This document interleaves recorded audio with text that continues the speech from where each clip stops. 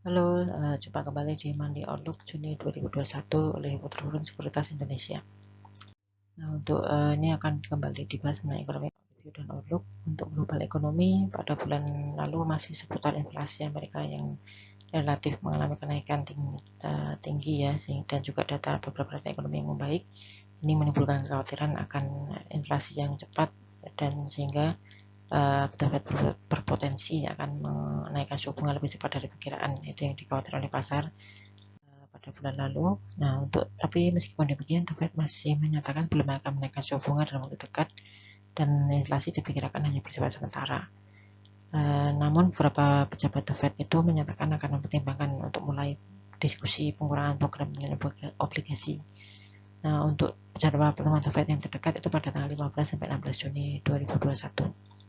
Dari domestik, untuk inflasi pada bulan Mei itu cenderung mengalami kenaikan. Ini seiring dengan adanya bulan puasa dan hari raya Idul Fitri pada bulan April dan Mei lalu yang biasanya inflasi memang tertinggi ya dalam setahun. Tapi meskipun demikian, inflasi year on year sebesar 1,8% ini masih relatif rendah dibandingkan dengan secara historis untuk tahun-tahun sebelumnya bagi Indonesia. Nah, untuk neraca perdagangan RI pada bulan April itu juga masih bukan surplus ya, itu surplusnya tertinggi sehingga saat ini pada tahun ini itu 2,1 miliar US dollar. Nah, dari RDG itu juga memutuskan masih mempertahankan BI 7D repo rate sebesar 3,5%. Ini sesuai dengan perkiraan laju inflasi yang masih dalam kisaran rendah serta upaya menjaga stabilitas nilai tukar rupiah dan mempercepat pemulihan ekonomi. Nah, dari data ekonomi domestik yang lain seperti PMI manufaktur itu untuk bulan Mei meningkat pada rekor tertinggi. Kemudian ada potensi bahwa kenaikan konsumsi masyarakat pada bulan April dan Mei itu juga akan berdampak positif terhadap ekonomi. Meskipun demikian, perlu diwaspadai jika terjadi kembali kenaikan kasus harian COVID-19 secara signifikan ya setelah musim liburan kemarin. Nah, dari komoditas untuk harga minyak itu masih cenderung mengalami kenaikan. Ini seiring dengan adanya OPEC Plus ya yang sepakat untuk mempertahankan rencananya untuk mengurangi pembatasan suplai minyak secara bertahap. Terus kemudian juga katalis positif dari pemulihan ekonomi global yang dapat mendorong kenaikan permintaan minyak mentah. Sedangkan dari CPO price masih kemarin cenderung mengalami kenaikan hingga di level 4.500 dan dari domestik itu ada kenaikan biaya keluar CPO ya hingga menjadi 1.223,9 US dollar per ton. Untuk harga CPO pada bulan Juni itu juga masih berpeluang menguat seiring dengan kenaikan harga minyak mentah dan minyak kedelai. Nah, untuk kenaikan harga biaya keluar CPO ini diperkirakan pada sisi lain itu juga akan mendorong perusahaan CPO itu harus membayar biaya keluar yang lebih besar jika melakukan ekspor. Tapi untuk yang melakukan penjualan secara domestik tidak dikenakan biaya keluar ini. Nah, untuk harga emas itu juga cenderung mengalami kenaikan ya. Bulan lalu sempat level hingga di atas level 1.900 US dollar per ons. Nah, untuk pada bulan ini seiring dengan meningkatnya laju inflasi di Amerika, terus kemudian obligasi pemerintah Amerika yang masih stabil dan juga US dollar yang stabil diperkirakan masih akan menjadi sentimen positif bagi emas karena sebagai salah satu hedging inflasi. Dari komoditas untuk nikel, timah, dan tembaga ini masih berpotensi mengalami kenaikan seiring dengan potensi pemulihan ekonomi global dari pandemi serta pemerintahan meningkat. Tapi hal ini bisa terjaga jika US dollar dan US Treasury itu cenderung stabil.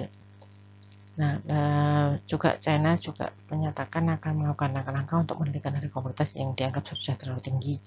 Tapi pada bulan lalu harga komoditas tetap melanjutkan kenaikannya.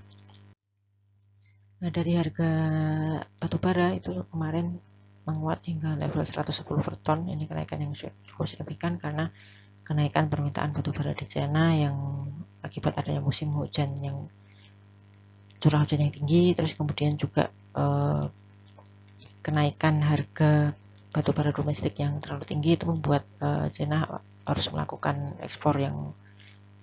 melakukan impor yang lebih besar, dan harga batu bara mengalami kenaikan. Nah, untuk harga batu bara acuan Indonesia pada bulan Juni juga naik pada level 100.33 per ton dari sebelumnya di 89.74 per ton. Nah, kemudian dari market ya, untuk bulan Mei lalu secara year to date periode Januari sampai Mei, Vietnam membuka kinerja yang terbaik. Terus kemudian untuk indeks bursa Wall Street itu juga masih membuka kinerja positif meskipun pada bulan lalu itu Nasdaq mengalami koreksi 1,53%. Nah, untuk IHSG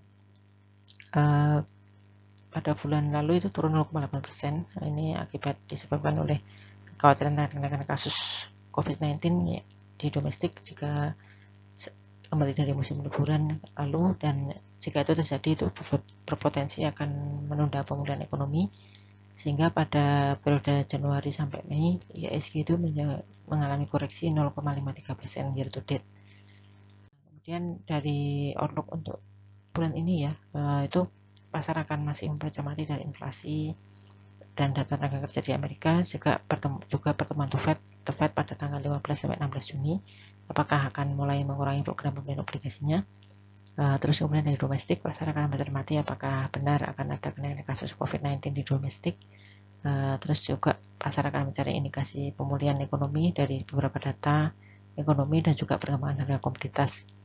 Mungkin investor masih dapat memanfaatkan momentum ekspansi bisnis digital beberapa emiten, terus masuk sektor yang terkait seperti telekomunikasi dan menaranya. Terus kemudian sesuai dengan musimnya juga perlu mulai dicermati saham konstruksi. Terus kemudian untuk saham komoditas, energi dan perbankan juga masih menarik.